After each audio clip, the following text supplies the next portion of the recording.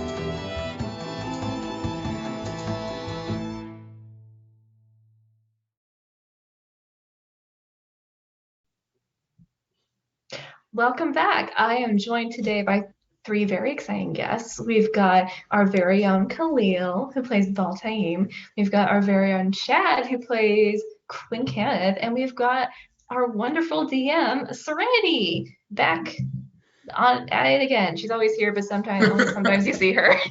You only see her sometimes. Anyway, hi guys. You all made a little bit of progress tracking down that one dude, Very little. and Beltane and Oriana are finally inside the library. So what's the damage this time? Key point, little bit of progress. Yeah, Look, a little every little bit I know what I said, and I said it for a reason. We made very little progress. Yeah. Very, very little. He's either dead or on another plane of existence. There was stuff down. He's not in the city. That's a good thing to know. He might be in the city. He might be, but he also, if he is, it's probably not. It's probably worse than we figured. Therefore, we now know he either ain't here or we're going into some shit. So I bet he's like in a genie's lamp or something. That's might be hilarious. That would be cool.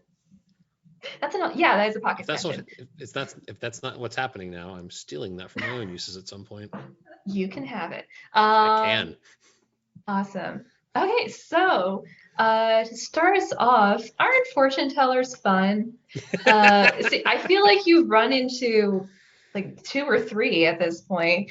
Yeah. So Taim got his told recently, and it was some rather disturbing stuff. Talk to me about it. Um, I wasn't expecting that, to be honest. I just was like, oh, 1 copper. I literally have 1 copper. Sure, this is something to do. Here, have all my It's my money. last Yeah. copper. I was like, I'm probably gonna get like I was like thinking like this is probably just like to reinforce some like fortune, because like there was a little bit of reinforcement of some things that have been told to Beltane after the creepy stuff. But like it was like, stuff he's heard from other people telling him things before, but like I wasn't expecting like Yeah. that situation to happen. But then I realized like that makes perfect sense for that to happen. But yeah. Yeah, it does. Is this the first time Beltane's seen any of the weird stuff, or did you see some stuff in the cave? I don't remember. I didn't see any of the weird stuff in the cave, I don't believe. No. Oh, so yeah, so this is Beltane's first hallucination. Yeah. Was it good I for mean, you? he didn't like discount anyone's Mhm. foretellings of what happened. He was like, oh no, this like sure, I believe that he has no understanding or reasoning why that people will lie to him for, like in his group at least. Mhm. So yeah, this is a new experience for him. Probably not a fan of it though. I mean, that's a good statement. It really is not something to be a fan of necessarily. I mean, the fortune teller thing, I figured it was going to be, just go in here like, okay, this is going to be something kind of interesting. Like maybe they'll get it right. Like one of the people that's like on the street in New Orleans that does tarot, like maybe they'll get something, maybe not, or maybe it'll be like complete and utter garbage. Like, I see you will marry a rich merchant. Like, hold on. Who are you reading right now? No, just projection. Yeah. Just wishful thinking. they're speaking their own truth into the world, like The Secret. Oh. It's just using their customers as guinea pigs. Would that be okay? This is gonna be very convoluted, but wouldn't that be a good cover for some kind of like very long incantation, right? Because like every fortune, like you lay out a little bit more of the incantation. Takes like 4 years. Okay. I have no idea where or how I'd even use that, but I'm making a mental note. Anyway, it's an interesting thing to think of, yeah, but yeah, I don't know. Could I make that into a plot? Probably. Okay, so so all you guys, you talked about the possibility or like the impression that the characters had gotten that things with this entity were escalating somehow. Do you think this is building up to something?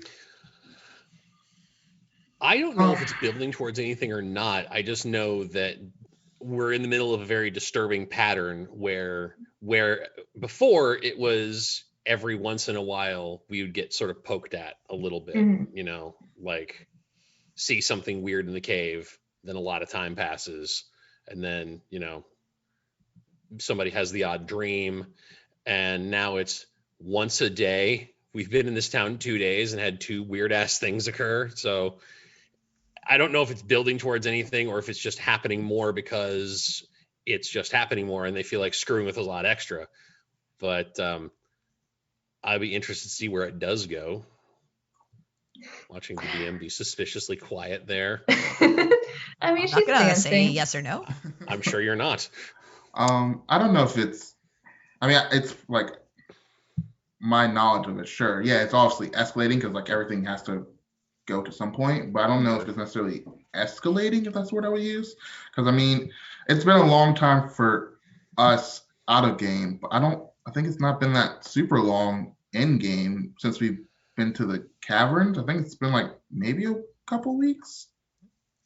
Yeah. So thereabouts, but still, it's like once a couple weeks ago, right? And then back to back. Yeah, time, maybe a week after that, if right. Yeah, 3 times back to back. Yeah, and then boom, boom, boom. Or the 3. So what was the 3rd? Or there was the singing girl. There was Lex was just the singing kid. It was just the singing kids, and it was back to back. But I don't know if that's necessarily like it's escalation or just like trying to rattle us, like just like keep the like whenever you like, because it's been like a couple weeks, so it's like, hey, just remember, I'm still like out here. I'm still like looking at you. Kind of thing. Like, just because you're in a city necessarily doesn't mean you're necessarily safe. I still have eyes on you. I still can like interact with you. I might not do anything about it because sure that's probably not great playing in a city. I won't really get much thing going if like that whole city is around to protect you. But like I can like keep track of you. I can keep notes on you. Yeah, I'm kind of hoping it just inevitably turns into the thing that the Dread Pirate Roberts would do to Wesley. Good night, Wesley. Sleep well. I'll most likely kill you in the morning. Just like that's what we have is just the threat of death for the following day from this thing. Like keep you on your toes a little bit. So you're gonna take over the Andy's job eventually?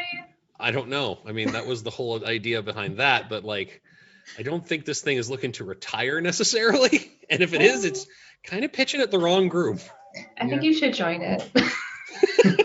We might have a possibility. Who knows? It's trying to recruit you. It's just got like a really convoluted, weird recruiting strategy. I mean, the thing is, Beltane would be probably the one who would take it like, yeah, I think I'm into it. Why not?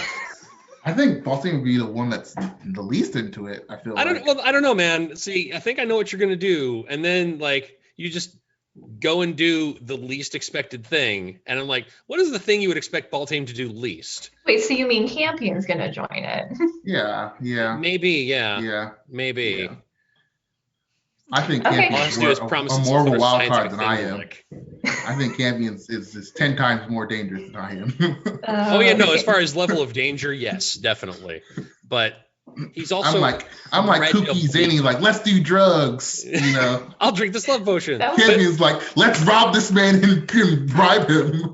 Good God, and then roofie him. Look, bribery was the most reasonable plan you guys came up with. The thing is, I mean, I can't believe you were gonna roofie him. The hell we are. Let's blow something up to make a distraction. I'll tell you this: if they want to go through with the let's blow some shit up to create a distraction, let's kidnap, drug, and tie this guy up and then pay him to make him go away, they can have fun doing that. But I can think of two characters right off the bat who will be like, fuck you, go have fun. If you go to jail, you're on your own. Oh, wonderful. I thought bribing him was the best plan. Maybe, yeah. I mean, like that's like the thing is, the bribery part, when they were pitching the idea, that didn't come until the end of a litany of horrors. Yeah. Like, let's beat him, tie him up, drug him, interrogate him. Or I guess we can bribe him. But I want to do the first couple three first. Yeah. Just go through the list. Like if they led with bribery, they're like, okay, yeah, maybe that. But and then escalate from that. No, back it down. Oh, that was quite fun. You guys are you have very chaotic energy sometimes, and it's a trait. Really. Okay, lovely. Speaking of your party's chaotic energy, so I wanted to touch on the PvP that's happening a little bit in the party right now, party versus party. So with the conflict between Oriana and Perry, I think Quinn took sides more strongly than any of the other characters. Why do you do that? I mean, the whole reason he ended up taking a side in that is because the fight was a lot, for one. It was something where Oriana was, again, being super disrespectful to Perry, who, in Quinn's opinion, hasn't earned any of it, because all she's ever tried to do is help, consistently putting everybody else's needs and everybody else's problems in front of any of hers. Like, we have ended up accidentally finding her people twice because we happened to have business going there. She never tried to make us go there, even though she desperately needed to go and try and find them. Like, not once have she tried to like force our hand or anything. She's only been trying to look out for the greater good usually. And then for that to happen, that was just sort of like the last straw, for one. And then on top of that, the fight put in a lot of things about Oriana's character that it put them all like right on the front lawn, and it's none of the good stuff. Like the whole thing that she said about how she trusts the people in the group to not try to trick her or try to lie to her, which is interesting because if that's her definition of trust, then obviously we can't trust her because she's the one that has actually tried to trick the party into do what she wants. She has lied to the party by being less than truthful or by being completely evasive, hiding stuff. So we can't trust her to do anything that she says she could trust us to do, which is just also not great.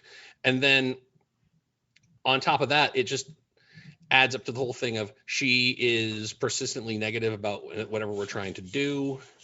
And anytime we want to try and go in a direction, no, I don't want to go there. I don't want to do that. And then it just turns into a whole thing where basically either Quinn or Perry have an idea to go in a direction. Oriana has an opposing idea. And then they end up arguing out that whole point while the remainder of the group doesn't try and take a side or anything.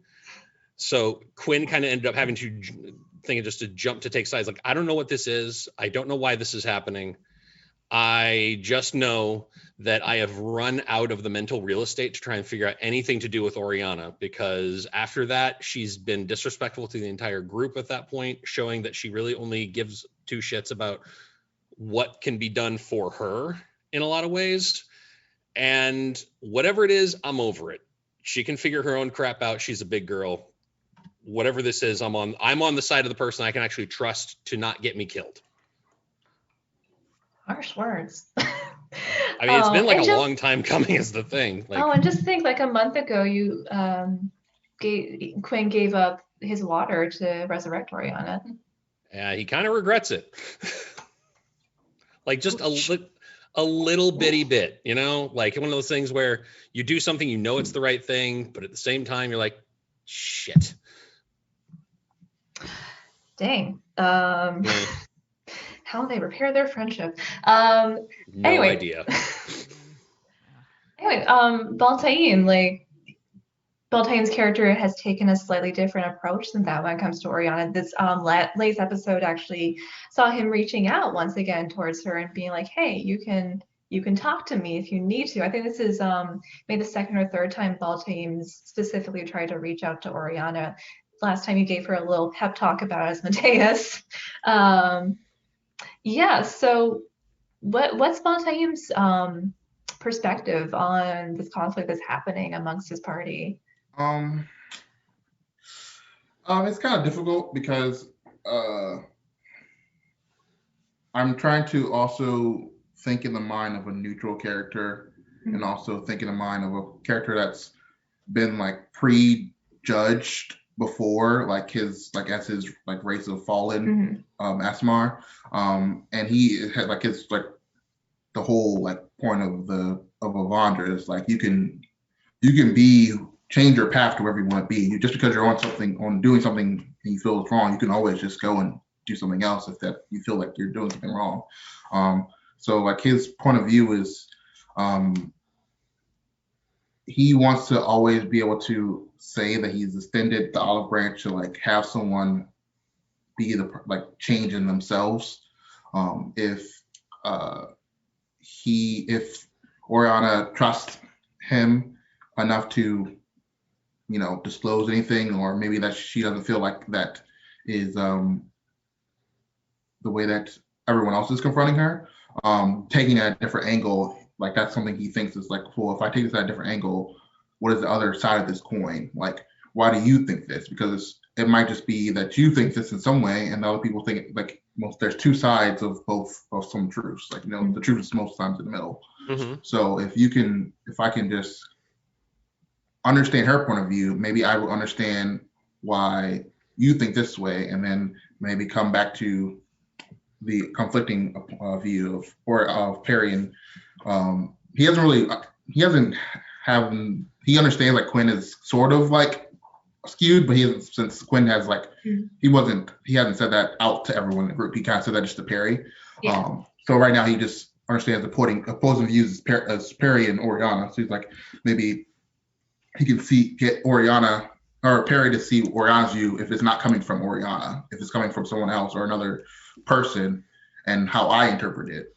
That's my thinking of it. And also, I think Beltane just kind of understands like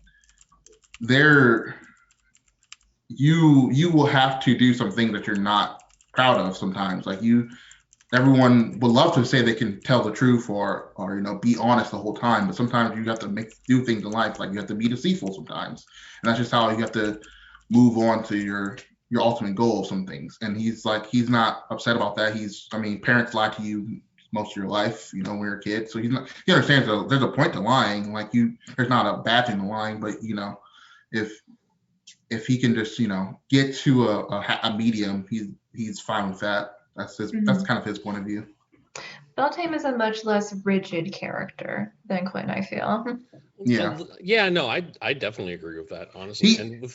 Go ahead. It's interesting because he's very impulsive, but doesn't like Quinn is impulsive with his like emotions. Beltane is rarely impulsive with his emotions. Like he will make an emotional decision on impulse. He'll just do something because like, oh, I just want to do this, but he won't be like, oh, I need to like attack you because you like insulted me or something like that. Like he's not like emotionally impulsive. Where I think as Quinn is a little bit more emotionally impulsive. Yes, I will definitely agree with that being true. I would not fight that at all. And like the thing is with Beltane trying to like go back and forth between her and trying to figure her thing out, a lot of times whenever there's been conflict before, the smaller conflicts that we've had, like because there have been like the small arguments with like the party and with people in the party and Oriana, and Beltane will like go and talk to her and like, hey, why is this happening and everything, and he try and reach out the olive branch, which is great. I like that with him. It's really interesting. He's always trying to find the truth by getting both sides of whatever the story is and trying to put out the opportunity of you can do differently if you don't like what you're doing, But like the thing is, it always stops right at they have this great conversation, and Beltane's like, yeah, you should really tell other people this. Yeah. The end.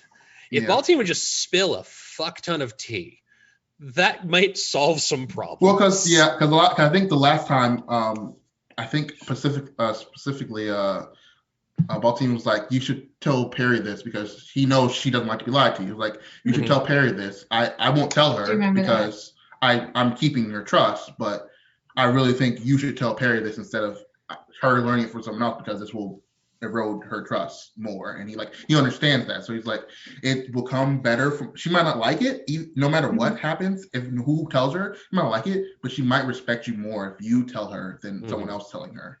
And then she'll understand, like, at least you have the bravery to tell me instead of me finding out for someplace else.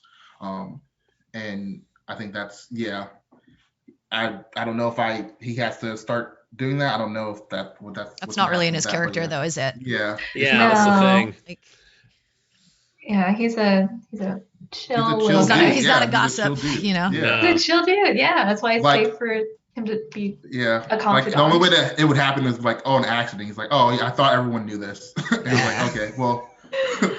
Oh no. If you do that with Oriana, she'd never speak again. She'd just like clam up completely. So Beltane actually ended up going into the library along with Oriana. What is he hoping to find in there?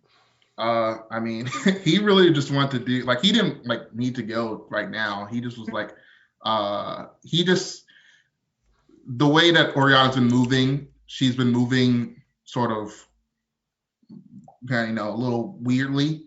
And he's like not the person like specifically like just like, oh, like you're moving weirdly, like what's up? He just like oh, I'll like if you're moving weirdly, like I'm down to move weirdly. I'm down to get my hands dirty. Yeah, like I'll go with you if there's something that's gonna happen. Like I want to be there to help you if there's something gonna happen. But like he understands, like it seems like she can't tell us the truth, so like I might as well go with her to see what the truth is for myself, and then I can like decide what I want to do with that.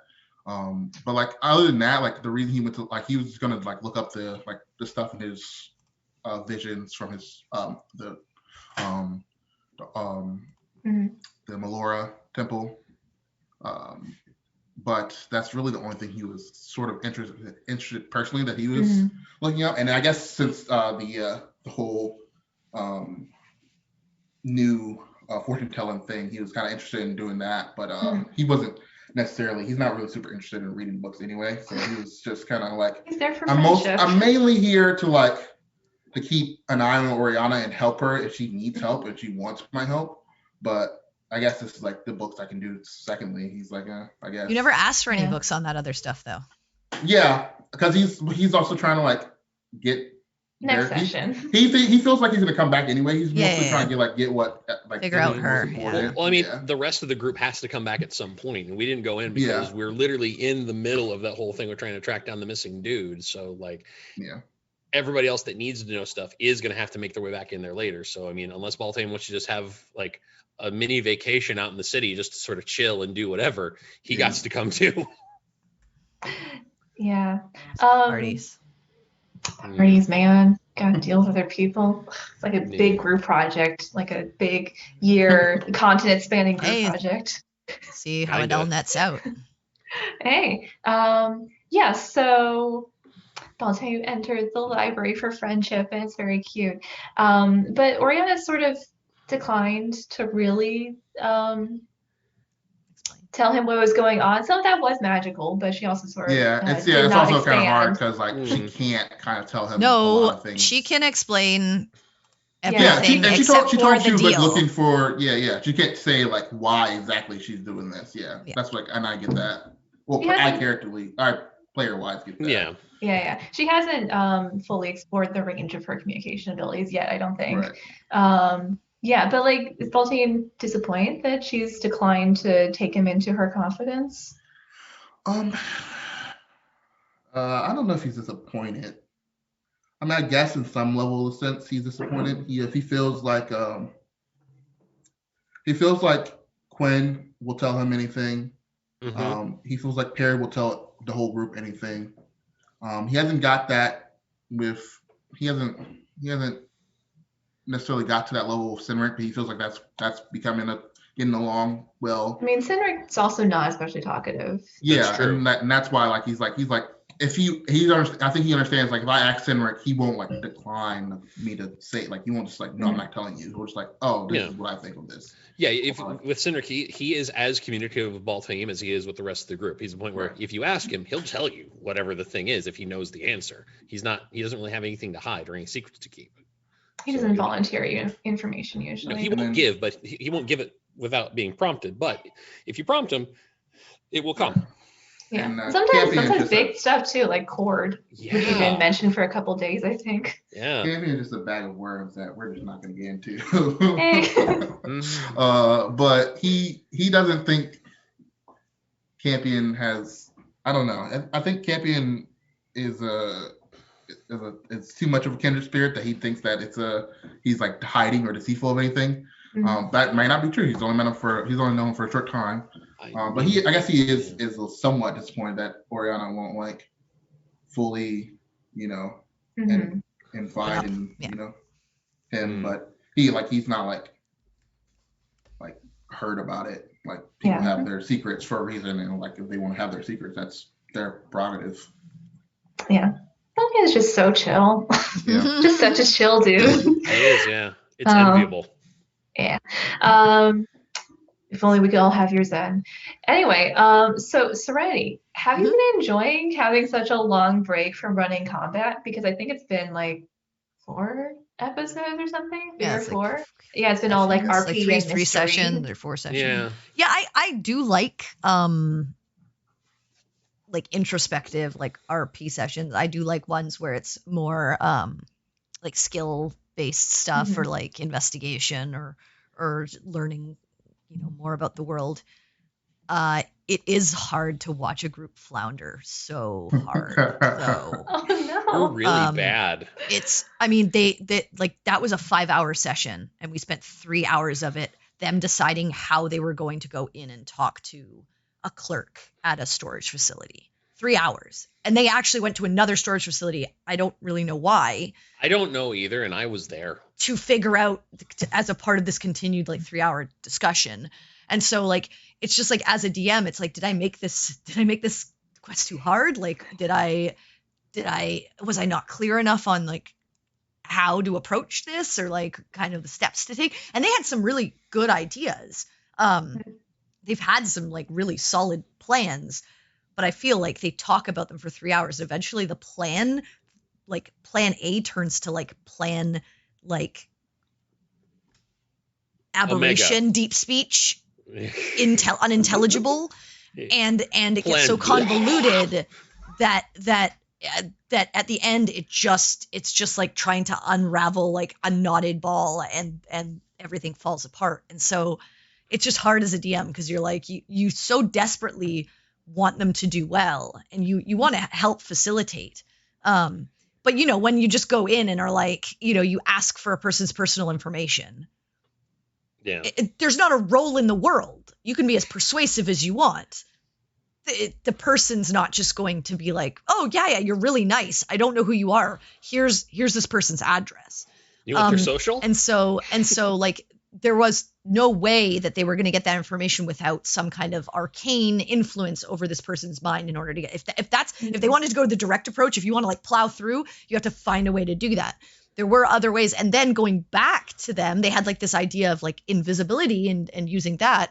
But then their answer was, okay, we're going to poke and prod more about personal information about this guy. What size unit does he have? And then the guy gets like weirded out and he's like, you already were asking about this person. I gave you information that they have a unit here, which is as much as I can say. And I understand that you're worried about them or whatever, but I don't know you.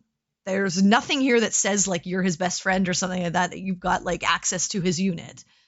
And now you're asking which size, which in any person's mind who's like security or works is like, they're asking this to try and figure out which of these units in my facility are his. Possibly, no, I can't give you that information, which is why I was like, okay, you can make the deception check. And they did really well, which then didn't turn it into a negative interaction. The guy was just like, oh, your private eyes. I'm really sorry. I still can't give you that information, but I get where you're coming from. And, go to the law enforcement and see if you can get a warrant, and then maybe you can get access to it. But like that's the thing. Like as a DM, you want so badly for the group to do well, and then those kind of and then the whole idea of like kidnapping and like blowing up the side of the building or something like that. And I was like, oh, okay. I mean, you could certainly try, and it might work out. Every approach is valid. But yeah, I do like sitting back, and I do like giving the players the freedom to kind of like explore the city and stuff like that, especially a large city like Zuma, and they'll get plenty of opportunities to do that. It's just hard when it feels like the group gets stuck, like almost like tunnel visioned on one thing. And now it's really hard as a DM, obviously, to watch with a party split, and I have these various threads that are being tugged, and I am not sure how it's going to go, dependent, because we've got one group, they've got their two arcane people, the most heavily arcane of the group, in the library, away from the rest of the group who are still doing this investigation into this person. So yeah, and I think it's going on with the whole Kelvor thing, when I like fumble the bag, I knew when I said, I was like, I was like, this is gonna be like a no, like this is gonna stop here, because like there's no way he's gonna tell us his personal address, or like I was like, if he asking about his storage place, I knew like that's already a no go anyway. When I before I even mouth the words like, do you have a home address? Like we should have understand as a group this was not gonna get us anywhere, like asking anything about him anymore. So we need to figure out something else that doesn't involve talking about him or asking more questions about him from this place. And I was like, and there were some good ideas. You guys did have, I'm not going to tell you which ones, so I'll leave it up to you guys to figure out, but you did have some good ideas there that I was waiting for you to go and we should have, we should have kept going on that point, and then we kind of went back into going asking more about personal questions. But it's just one of those things. Yeah, and the thing is, whenever we went back in the second time, seeing as how Oriana threw out the idea of fake him into renting a storage unit or something, I thought she was going to be the one that threw out that question. So we started talking like, okay, so we're going to try and rent a storage unit, and then invisible Perry's going to get down, grab the tablet, look it over, and then everything's like. Then she starts asking, how big is the storage unit that he has? At that point, I was like, I'm not even going to try to ask that other question while we're in here, because this guy is just, I'm pretty sure this guy. I honestly thought that's what we were doing, but then I thought that's what we were doing too. That's the thing. I was in there like, let's go ahead and execute this plan, and then all of a sudden, the hell just happened? Yeah, it's just one of those things. But yeah, I do enjoy sitting back. I hate combat. Combat takes so long, and as a anyone who's DM'd knows, it doesn't matter whether you have one monster or 5 or 10. It's hard because you're paying attention to what all the player characters are doing. You're trying to tactically understand what these specific monsters are doing, or if they're intelligent characters, how they're going to interact. You got to remember all their stats and abilities, and so that is just hard on the brain space. So it's always much more fun to have them delving a maze and like have weird things pop out, or like have them do a skill challenge or something like that. So yes, I do enjoy that more. So I feel like I'm worried because this is such a big city and there's so much going on, and the group is very heavily not getting along right now, and this is a bad time to have this friction, and kind of be continuing moving forward. I honestly think the group needs to like talk it out. Yeah, they have to have their come to Jesus moment, because if they don't, it may turn out poorly for them. What honestly I am all for, especially in character, because like one of Quinn's biggest problems with what's going on with Oriana is not only like the backbiting comments about, whenever Perry tries to do something, but it's also the fact that she has been so evasive and been so, dishonest with so many different things. If she would actually just start being completely straightforward for once, that would go a long way to like rebuilding shit.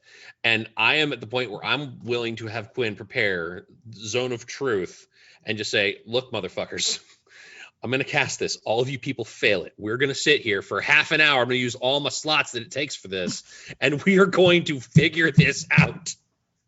Is Zone of Truth lost? Like I think it's 10 minutes. I think it's 10 minutes. Yeah, 10 minutes.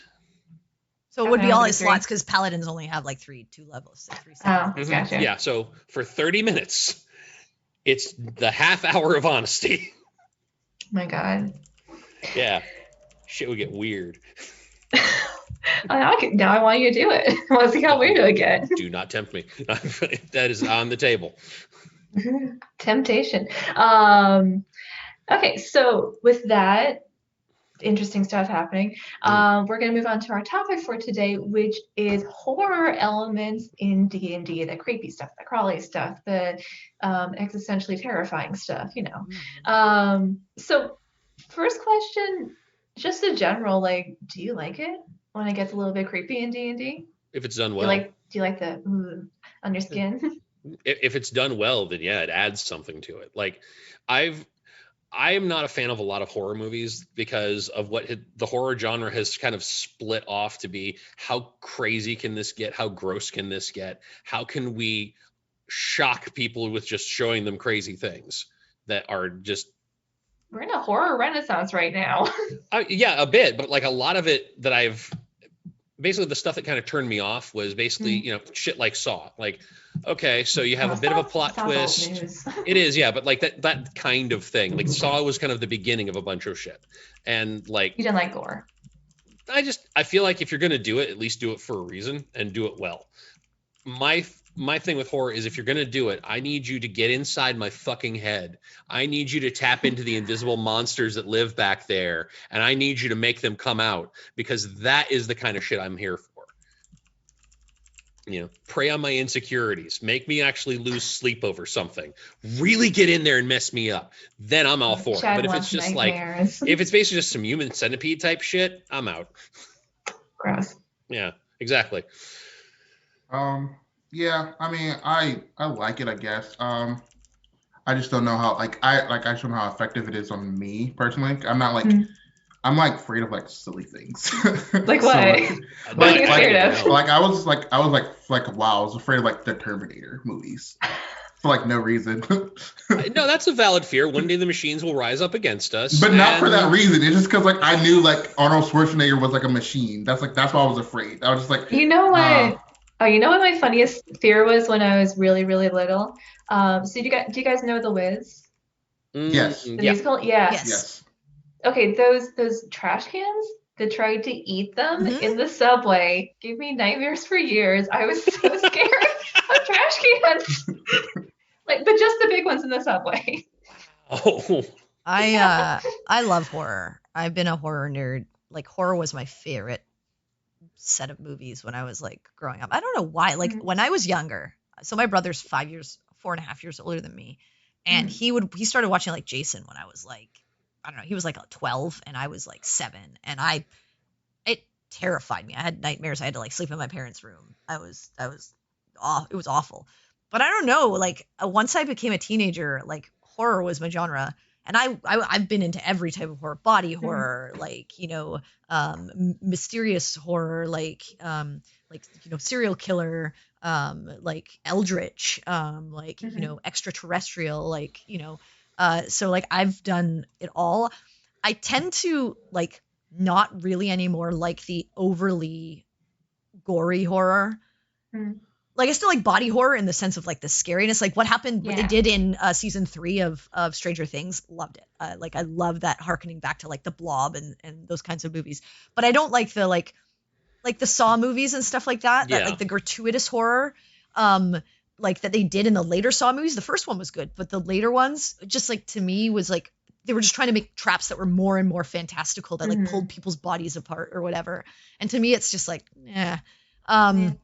But I do like horror, and that's why like in this campaign I'm actually doing a lot of like the eldritch kind of terror, and it's more of like the mess with your head, what's behind you that you don't see, or what's watching you from the shadows, and what's making you constantly looking over your shoulder and stuff like that. And I like that for a D&D campaign, because you're going to get the gore and stuff like that when you go down into like the Underdark and fight the weird creatures that are living there. You're going to get a little bit of horror anyways. Yeah, but it's the stuff that makes players think twice about the actions that they're taking, and like, you know, what's going to happen if I do this, if I make this choice. So. Yeah, like on that topic, how as a GM do you create like the atmosphere of dread that you need for a good horror type thing? I think a lot of it is the things that aren't there. Like, what is it that you don't see? What is it that you're only alluding to existing? The stuff that is just outside of the player's perception, the stuff that is only there in a whisper. You know, it's a lot of atmospheric type stuff, you know, like you don't put the monster in the room if you want them to be afraid. You make them think the monster could be there, or they don't know where the thing is or what it can do. You just have the idea of it. The idea is what's scary. The actual monster isn't. Yeah, I think I agree with that. Like the sense, just having the sense of like you don't know what's going on. Yeah, that is a very good way to just have this dread of like is something like in this room with me? Am I like, you know, just like imagining things, or am I just like is this just an effect of something else that's has nothing to do with the monster at all? You just are like kind of losing a little bit, like kind of like, I don't know, but I don't know if we're talking about it, but like kind of like the sanity type of thing in a DMG type of thing. That sort of stuff. Yeah, for sure. That kind of like helps breathe that air of like dread and like that knot in your stomach of like what's really like behind my shoulder type of thing. I think a good description. Yeah. Speaks the word. Yeah. Like if you can describe an atmosphere to a point where like the players feel it, that's horror. Like that's true horror, is like when the players are like, oh shit, like where did we just step into? And also like the things that you spring upon them when they least expect it. You know, a fortune teller giving them a portent of doom or some kind of, you know, whatever. When they're thinking that they're just like walking down the street, and then they now second guess everything that's happening.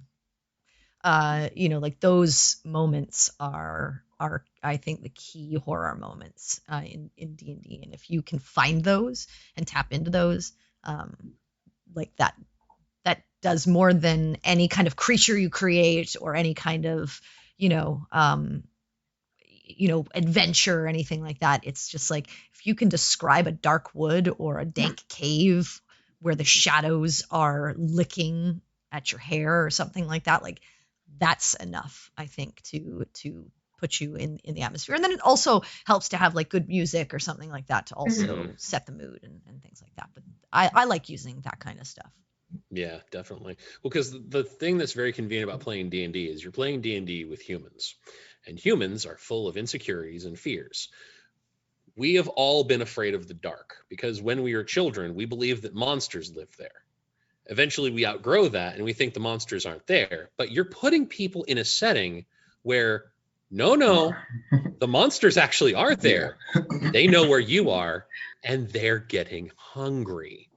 And you can prey upon those base insecurities that are all back in like the very, very back of the mind. Like people do not like the dark. They do not like being alone. They do not like feeling cut off from everything and having no way to get out of something. People don't like feeling trapped. You push and you push and you push all those little buttons. And then you just watch your puppets dance in fear. Oh, fun times. Yeah, the monsters are really there. I do want to talk about monsters actually, because like monsters are standard issue in D&D. Like how can you There's take a whole book something about 'em. as there is a famously a book about them. The waifu manual. So how do you take something as familiar to D&D players as a monster fight and make it scary? How do you make that terrifying? Context. One thing that I did, because I've been running Curse of Strahd, and I stole this from someone online because I thought it was a good idea. But there's basically in the basement of the house you go through at the very beginning, the murder house as it's called. You fight a shambling mound, which is a sentient garbage pile. Which, okay, that's interesting. Yes. But the thing that it's disgusting. But the thing that I found had the idea of, because there were all these sacrifices being done down here by this cult, and adding a few other things into that, it wasn't just a pile of garbage that they would feed people to. This was basically the reanimated remains of everyone and everything they ever murdered down here, added together in this conglomeration of parts that would try to kill you.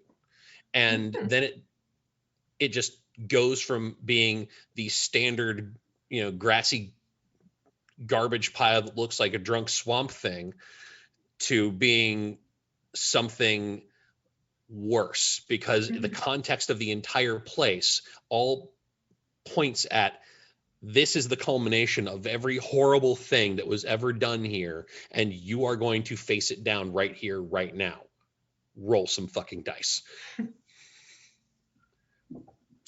Yeah, I think that also, there are just some monsters that kind of have that air of like tension when you like see, or like if you know what that monster is, or you hear what like description of this monster, you're like, ooh, I don't like this already. Like, there's certain like just like elder like things like oozes and like Siberiaks and stuff like that. You're just like, you're describing them like pustules of like bleeding, like it's just like you can describe them very like descriptively, and like it's just kind of like kind of like I kind of already get like a little bit of like hair on the back of your neck type of standing up like thing describing them, and like they're just certain monsters that just have that air of like disgustingness and like fear when you just have like, when you know what they are, you describe what they are. Yeah. And there's also, of course, the classic monsters where it doesn't matter how long someone has been playing D&D, if this is like their first game or their 5,000th game, there are some where just by reputation alone, you know exactly what this thing is capable of. Like, you throw out the word beholder, and like, there's already, see, thank you, right there, there's a reaction.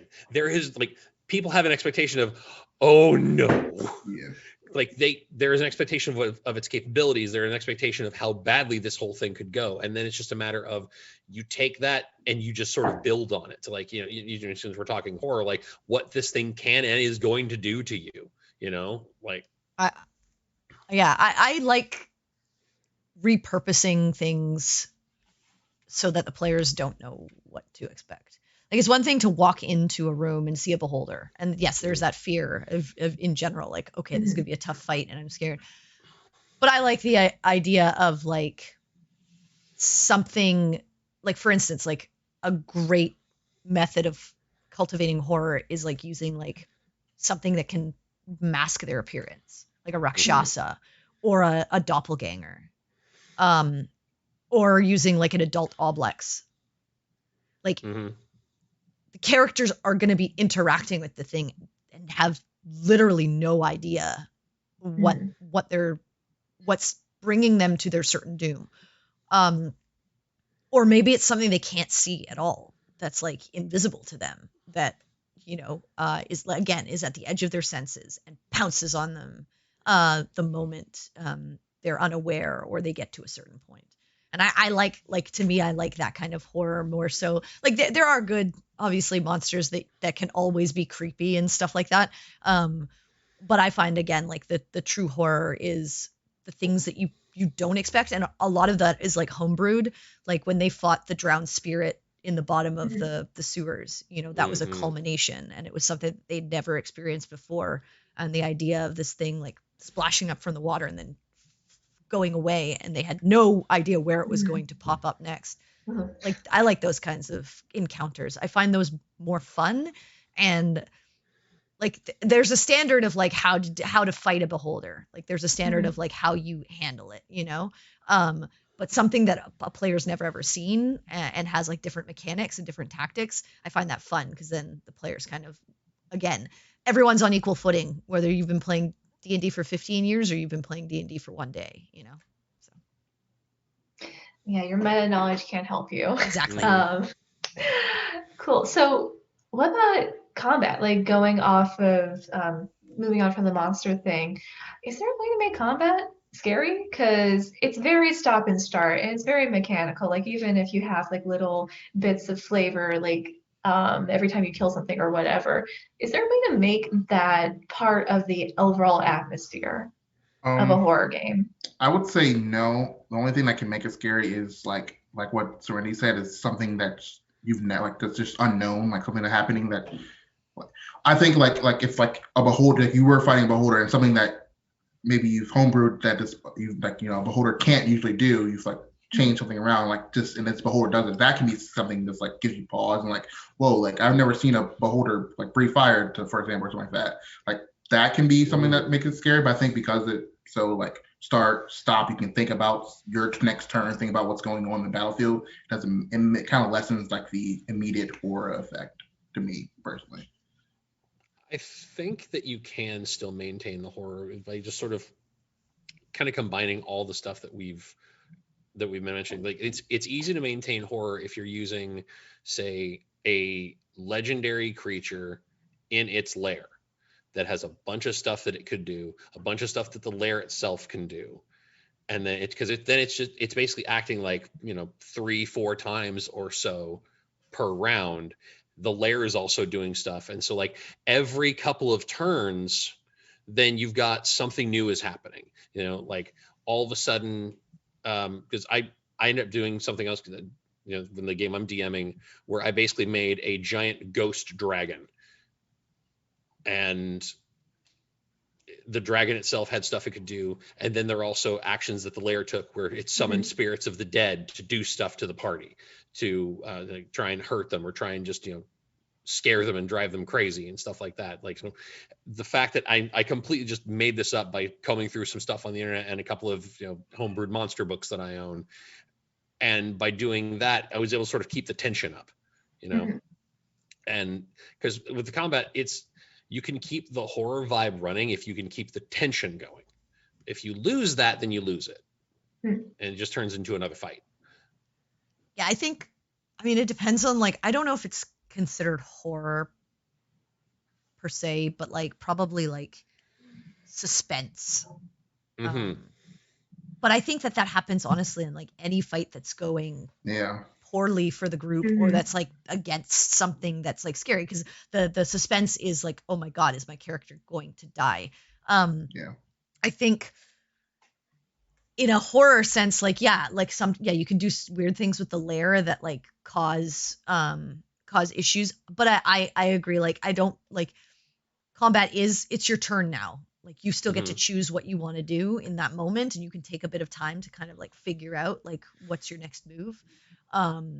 It's not things that are like happening like every second, and right. Unless the DM is planning for this fight to not reach a conclusion and is going to have some story beat, and then maybe a skill challenge happen, or like you're going to have to run away and you have to make dice rolls to see if you get out of the shadow mist before it consumes your soul or something like that. The fight is the fight, and you kind of go with whatever D&D mechanics are there. Yeah. But I think that there's always that tension, if this entity can mind control one of the party members, and now you have a party member plus this entity fighting you. If this, Mhm. if this thing can like That was a disintegrate horror of you, ours. yeah, if this thing can disintegrate you, if it can go invisible and you can't see it, if it can Mhm. blind you, like all of those Mhm. kind of things, I think can be like suspense driven, but they're not like the true horror in the sense of like what I would normally consider horror. Yeah. Right. Yeah. Yeah, and I'd agree. It's because it's more like with what I was saying. It's you have to be able to maintain a vibe that you've already set. Because like it's easy, it's like I say, it's easy to do if you have like the legendary creatures that can do so much stuff. Because then you got more chances to like keep the tension going and keep it going and keep that moving. You can't really do much to horrify your players with a fight. You can just keep them on edge, and you can keep the tension of the atmosphere you've already built running. But that's about all you can do with combat. Mhm. Yeah. D&D I combat, at think, least. yeah, Well, D&D yeah, combat. D&D combat, yes. Yeah, I think combat can be nerve-wracking, but it's not usually scary Yeah, Yeah. Yeah. because it's too meta. Like there's too much meta stuff going on. exactly. I'm sure you can probably. I'm sure it's possible, but I wouldn't know how to do it. um, yeah. Also, it is the worst when you have to fight one of your own party members plus the monster. It's just it's always bad. I remember that's exactly what happened during the Halloween game, which was a while ago now, but I think definitely horror. So I was wondering, like, Serenity, you ran the Halloween game, you like weave elements of scary shit into the regular game. Chad, you just finished up Curse of Strahd, the first leg, or the main quest, whatever. The murder of the Yeah, vampire, yes. the Murder of the Vampire. Caleel, I'm not sure if you ever run anything horror themed or I've run not. Strahd before. You've run Strahd. Okay, so everybody's run something. I want to know like what is different about prepping and running these horror themed, very atmospheric games versus like a standard game or versus the Shields campaign. I would say it's definitely it's. I mean, it depends because it's not more descripting, but it's like more descripting in a different way type of deal. Like you can like describe something in like a normal campaign where it's like you miss one or two things in like a normal campaign. It's like they get the gist. It's all right. But like in a horror campaign, you have to like actively describe something like very precisely, or it kind of just like hits like it misses the mark sort of type of deal, and like everything has to be like timed correctly. Like if you don't time something in your main game, you can be like, they're supposed to be this NPC here, but I can kind of like rebrand this NPC someplace else in another city if they don't touch on it, and like it's fine. It'll just be all right. But like in like a horror element, it's got like everything's got to like hit on the mark, or you just kind of like lose that sort of like the like whole The thing atmosphere. comes down. Yeah. Yeah, because it's all about trying to maintain the atmosphere of the atmosphere of the horror, of the tension and of everything, because you have to, when you're doing the descriptions, you have to be very selective about your adjectives, and you want to give the environment traits that are normally attributed to a person. Like say that things are moving in a way that you don't normally describe things moving, or say this is acting in a way that doesn't normally act. Like you need to make sure that whatever you're choosing to describe what's occurring is off, is abnormal. But if you're just doing it regularly, then it doesn't matter. You can basically describe it as, all right, well, there is a cart. You see a cart on the side of the road. But if you're describing that cart and you're trying to build some tension of horror, you need to describe the condition of the cart. Is it, it's in bad shape? Does it look like something has happened there? Does it look like it was abandoned? Does like what are the little things you can point out that'll sort of give you give them some details to latch on to? Because what's one thing with the horror descriptions is give someone the right detail and their brain will do a lot of the work for you. You give them something to fill in some blanks, and then you hear them talking like, okay, I'm going to add to that now. I'm going to push that detail. So you think the broken spoke on that wheel is a big deal? Sure as fuck is now. And now it's like it's a rickety, rusted, molded cart. Like now they're just more like descriptive. Like now like playing cart is just changing something else. Yeah, you give everything an aura of menace. Right. Yeah, I mean, exactly. I mean, you guys know I like Eldritch Horror. That's what I did to you in the Halloween game with the False Hydra. Everything was what you didn't see until you did. And everything was the things that you interacted with, like the poem and the song, and the things that like just generally creep. And I honestly like I do the same thing really in the Tanya campaign in our Roll for Damage game. It's just not as permeable as like our Halloween one shot, because it isn't the whole thing. Like there's a world outside of the horror that's going on. There are still happy moments to be had. Like everything is not miserable, or at least not yet.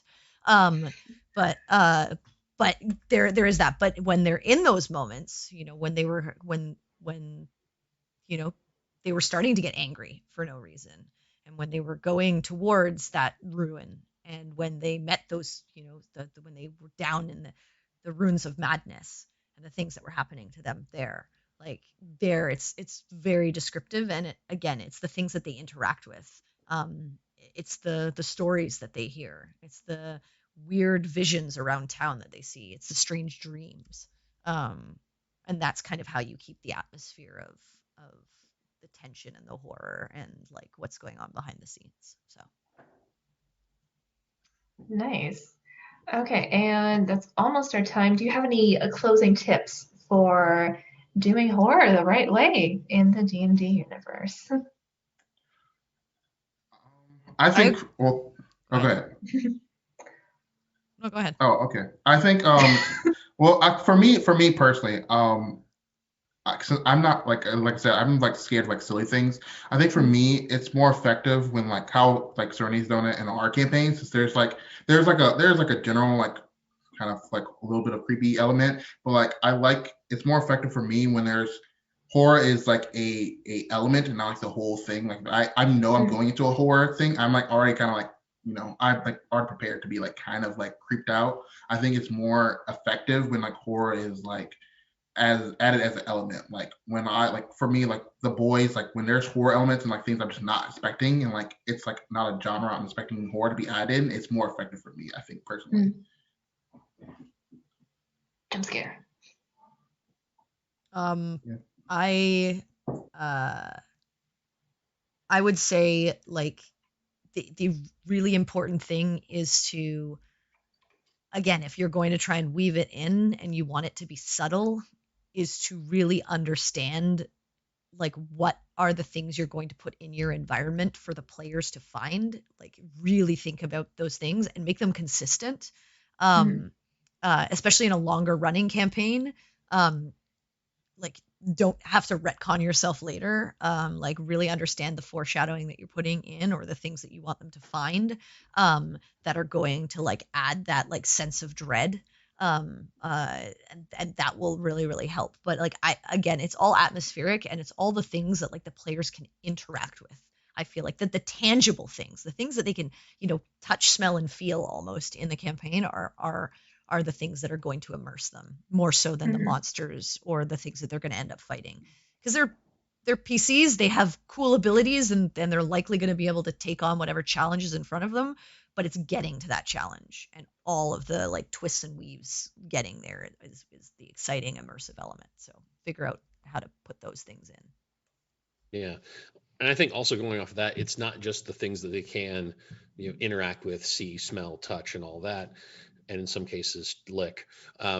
It's also the things that they can't interact with, the things that aren't there, because the description of a room with filling in all the details and making sure you describe, like the broken piano is almost like a desiccated corpse of a beautiful thing.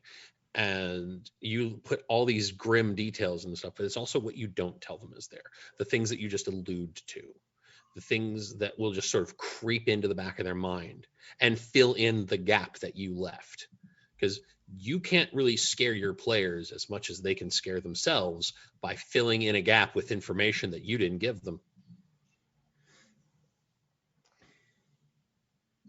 There you go. Let them come to the worst conclusion possible. Exactly. Okay. Let them theorize. Yeah. Theorize to death. Like they do in my game. Anyway, thank you guys for your horror wisdom and for being on my show once again. Another beautiful week. Make sure to tune in again next week for more of this. Make sure to tune in on Friday for more of that. That being Roll for Damage. The thing that we talk about here. Yeah, this and that. That should have stuff. just been the name of our show. It's this and that. This and that. This and that. Oh, people Just would have a not. fancy ampersand in the middle, and it would work. Guys, we're doing that tonight. We're doing this tonight. No, we're not. We're not doing. No, this is next week. We're doing that. Oh, I don't want to do this. I want to do that. My God, we're just. God, people would be so confused. Who's on first? Anyway, check out our Discord. We've got memes. Check out our YouTube. We've got every episode we ever done, everything. There are a lot of them now, so you'll have a lot to watch. Check out our store. We've still got t-shirts, and mugs and stuff, and it's really cool. I have my t-shirt. I'm not wearing it. It's in my closet, but I own it, and I feel like you should know. Anyway, have a great night. Happy May 4th. Oh, yeah. May the 4th be with you. And also with you. Thank you. See you guys later.